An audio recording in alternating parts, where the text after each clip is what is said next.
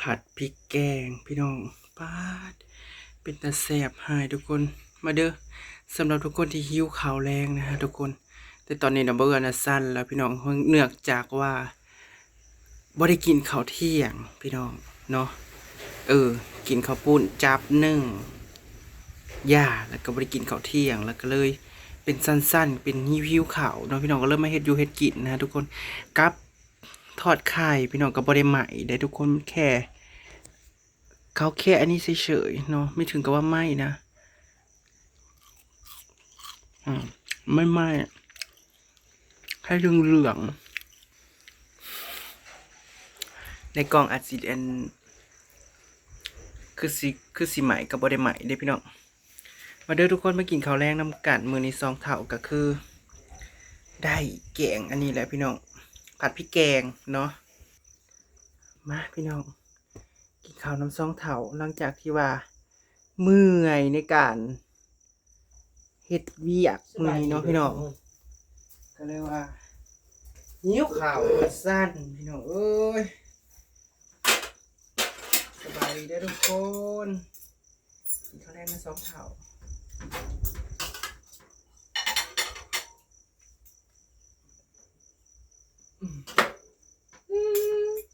มันปกปิดไว้มันไม่ได้ดำแค่กรอบ ถอดไข่ไหมเมื่อกี้ก็ข้าวเหนียวกับจักรบาทก็สิแซ่บทอดไข่กินข้าวเหนียว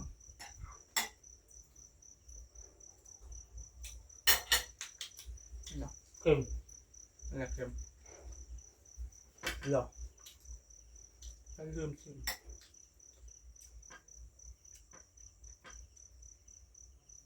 ให้กิ่งมือไม่ได้อยากเค็ม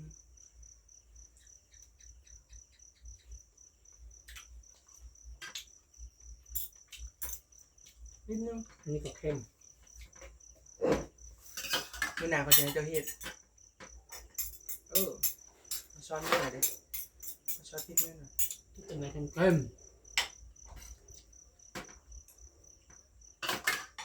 เฮ้ยยืนเลยช้อน เดี๋ยวเจ้ากระถึงอยู่มีเธอ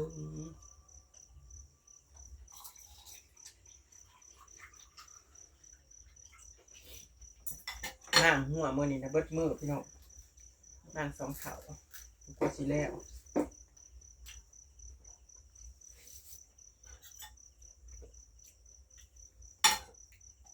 ก็บ่ฮู้ว่าผู้สิเฮ็ดให้แต่สิเฮ็ดได้บ่พี่น้องมื้ออื่นน่ะแอวลั่นว่าซั่นโอ้ยเลยสิบ่แล้วหัวข่อยจะบ่เอาบ่กินกับซอสพริกเนาะพี่น้องอร่อยนะชิมไหม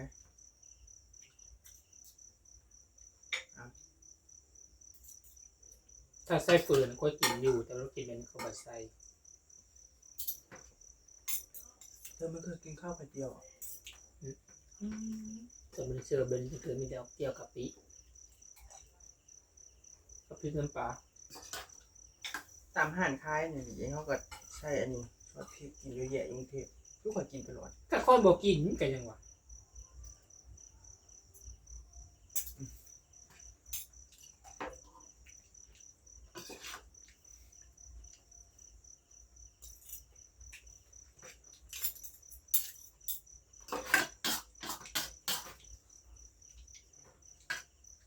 มือหนึ่งซื้อน้ำส้มน้ำหวานไปให้เขาเจาะที่ทางหน้าบ้านประมาณ2 มื้อทวิตดอกพี่น้อง แต่ว่าบ่มันเดเทลง อันนั้น นะเฮินมันเป็นกระบักที่รถเข้าบ่ได้ดอก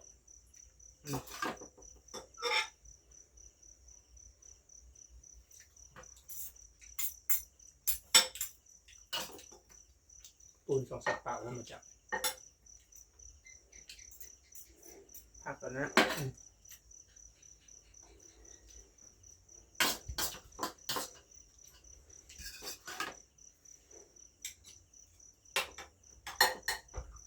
เอาเงินในเขาเทป่ะ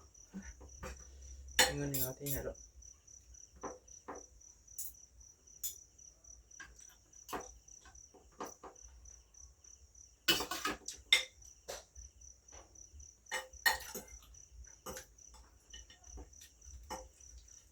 มันจะหาเด็ดไม่โดนแม่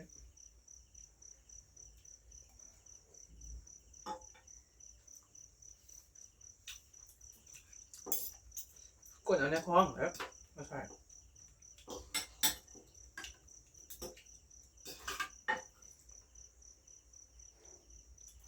บ่คือจะมันแข็งกดเอาในคล้องเลย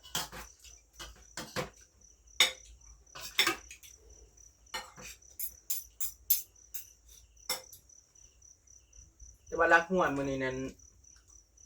ว่าสิคุณยากกับบ่ยากเลยพี่น้องเพราะว่าเฮาอันเฮาคุเฮาอันยังเฮ้ย ปล่อยน้ำเจือ ถ้าปล่อยน้ำใส่เฮือนแล้วมันซุ่มมันก็เลยอันบ่แข็ง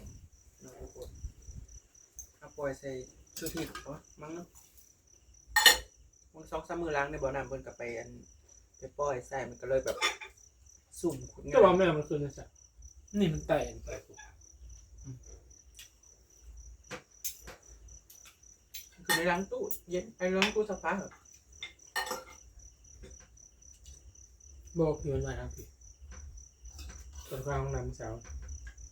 โอ้ยเดี๋ยวเพิ่นก็มาเบิดแล้วคือออกจากนี้มันก็ใต้หันไปหาไปเบิดนั่นแล้วนี่ได้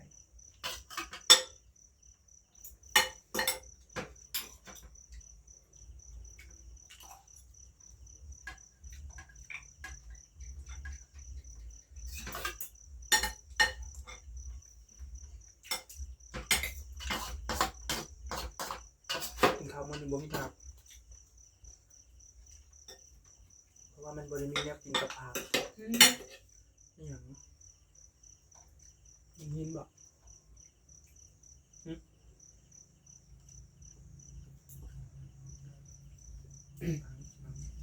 แค่มันไปไหนล่ะลองคอไปจ้ะมันอยู่ในไข่ อีหยัง วัว หินเหรอหรือเปลือกไข่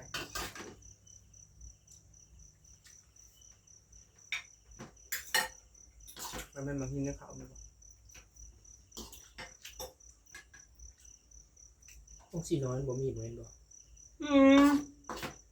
ก็ไม่คือกันเลยมันรุดรอดเลย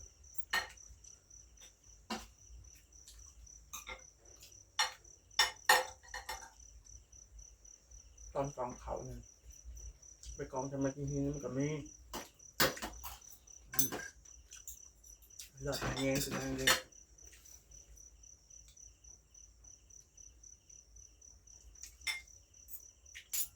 เลือกอะไรอย่างนั้นอะไรอย่างไม่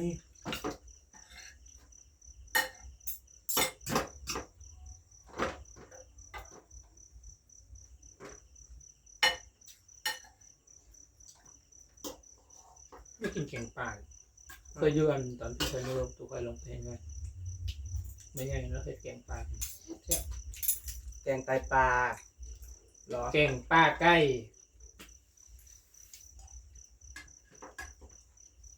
ทำเพลงนั้นปลาร้าเจ้าปลาร้าพริกปลาร้า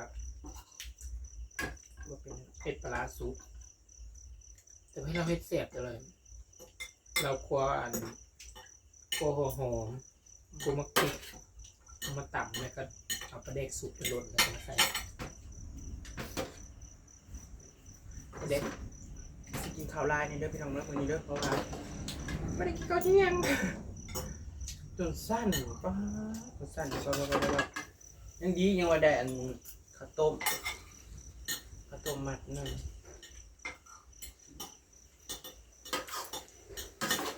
เอายังมาจ้อยพี่น้องกินข้าวจนสั้น พอ บุกไปสิจ้อยมันข้าวต้มเอาสิหก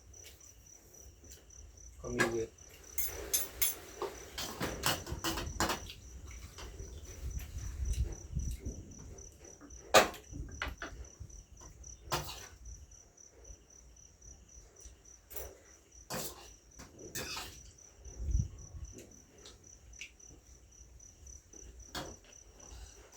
มื่นไปเนี่ยไปเก็บล็อกหัวบอก เดี๋ยวเบิ่งรักแดน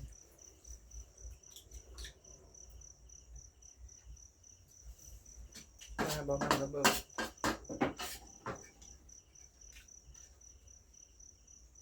ได้ที่ไทยว่ามันจะกำเขาใหญ่นะคือเกาเดียนกัน ก็เบิ่งครับเบิ่งเขาเนาะเพื่อความมาอ่านเทศได้หรอ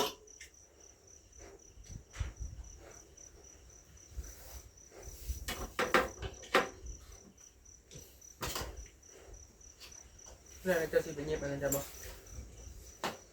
บ่ได้ค้างมันว่าอยู่นี่แหละ จะบอกว่ามืออื่นชาติจะสิมันเงียบไว บ่ได้กันยากเจ้าจะกระเปิดบ่นี่น่ะ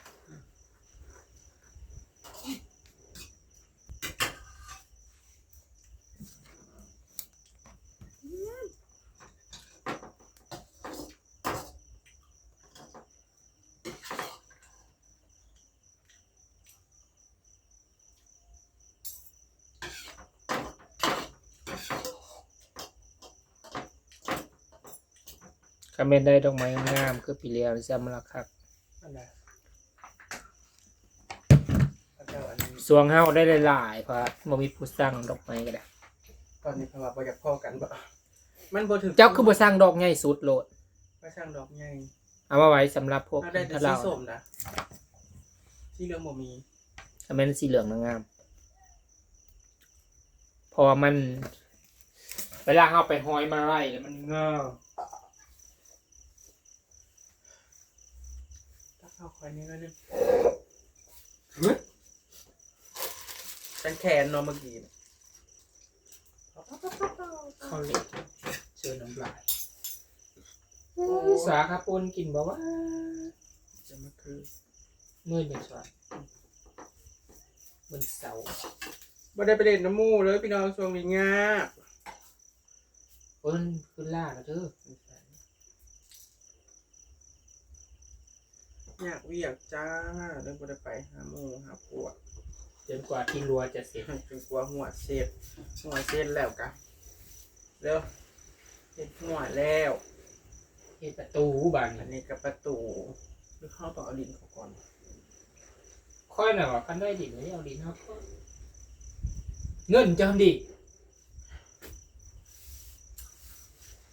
ไม่มีงบจะแจก ไม่มีงบก็ยืมน้องต้นไง เงินเดือนไม่มีพอกินนะ ก็ จ๊ะ ยืมน้องต้นก่อนไงเดือน 6เราก็จะได้เด้อพี่น้องที่บ่เอื้ออันบ้านน้ำที่เห็นหัวน่ะเนาะเดือน 6มานี่คือความหมายน่ะอยากเอาต้นไม้มาปลูกก็เลยว่าอยากเฮ็ดหัวให้มันแล้วอยากให้มันแบบบ่ให้งัวสามารถหม่นเขาได้นะ จะสิซื้อซะ เนี่ย เรียนไหมเก็บมาล้านคือว่ากระบอกให้เอาลงหลายถือไม่ได้มาต้นหนึ่งต้น ไม่ได้อยู่มั้ง แต่ว่ากิ่งมันสีดางเขาสิสั่งเนี่ยสั่งมาลง คือความหมายเขาน่ะแบบว่าคันอันเอาเป็นร้อยเป็นหยังสินะอันนี้ย่างละต้น2ต้นซ้ำมาปลูกกินก็สิเป็นหยังบ่ซ้ำซื้อต้นใหม่ขามมาปลูกไปซื้อก็ได้ แต่ว่าต้นมันสีดางเขาสิสั่งเอาเป็นกิ่งมาเลยเขาต่อแล้วเขามาปลูกแต่บกวงมันเห็นนะมันจังบ่แพงมีตาละ9 บาทกิ่งละ8-9 บาทค่าส่งมันกับบ่ได้แพงมัน โตว่าต้นน่ะบ่ติดซับ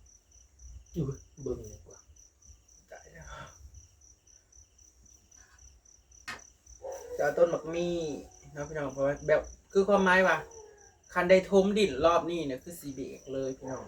คือ มันมีหยังก็เดี๋ยวสิกะ กะเอากับเพื่อผมมันก็ง่ายมันก็ออกแล้วก็ไปปลูก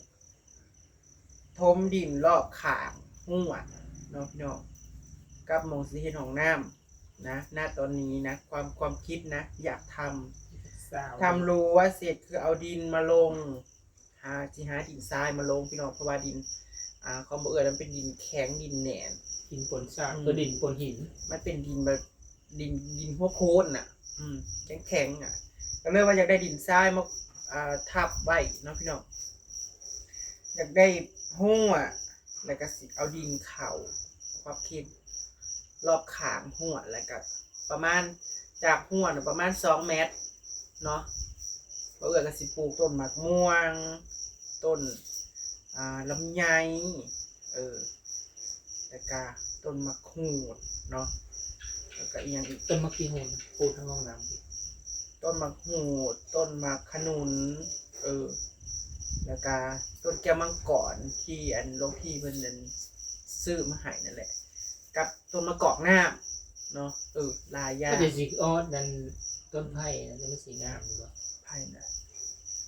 ต้นบงอ่ะ อันเนี้ยไผ่บงนั้นมาจากออกนอกเขาเลยว่า เพชรน้ำหวานเพชรน้ำผึ้งบ่ มันมีหมองปลูกสิปลูกตรงไหนเดินมาเดียวต้นอันน้ำไม้บงเนี่ยเดี๋ยวจังค่อยว่าอีกทีหนึ่งเด้อว่าสิลงบางใดน้อยหาบ่อนลงก่อนกล้วยแง่กล้วยกระเสียบไปลงคือกันเพราะว่า ตัวที่เขาลงไว้นั้นจะสิรอดบ่รอดจะเสียอะไรยังไงเนาะก็เลยคิดว่าจะเอาไปลงหลายอย่างหลายแนวอยู่พี่น้องที่จะเอาไปปลูกแต่ว่าตอนนี้คือหนึ่ง